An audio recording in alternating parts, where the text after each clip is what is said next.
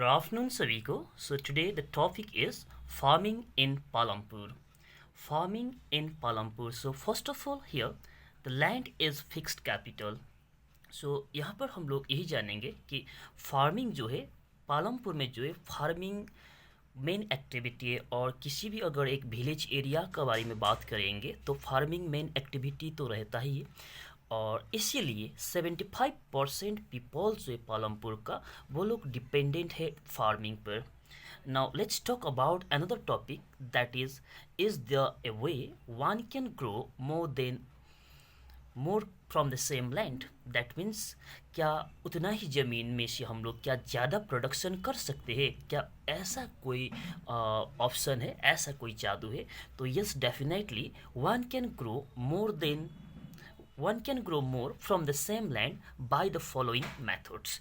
तो वो मैथड क्या है उस पर हम लोग डिस्कस करते हैं. So first of all that is the practising multiple cropping. ठीक है, आप लोग लिखेंगे क्वेश्चन अराइज हो सकता है, is there a way one can grow more from the same land. तो यस लिख करके और मेथड में आप number 1 practising multiple cropping. So what is multiple cropping, question might arise there. So answer will be to grow more than one crop. To grow more than one crop on a piece of land. Okay, on a piece of land during the same year.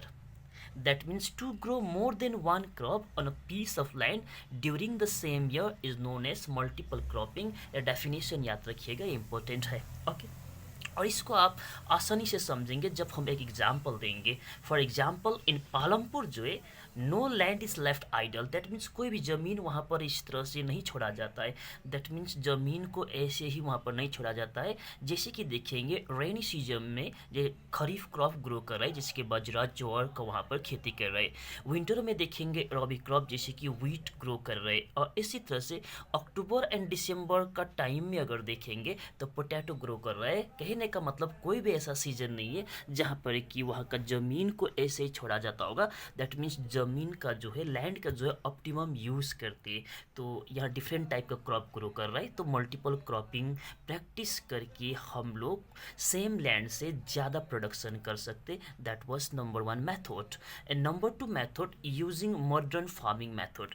Modern farming method use करके भी हम लोग production को बढ़ा सकते. Now let's talk about what is modern farming method. Okay, the modern farming method includes use of HYB seed. That means high yielding variety का seed वगैरह use करके.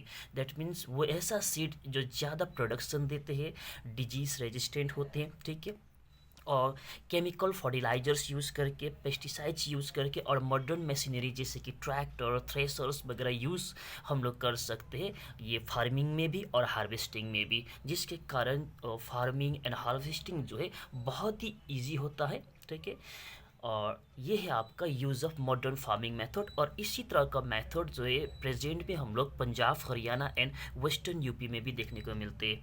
सो इस तरह से भी हम लोग प्रोडक्शन को बढ़ा सकते हैं.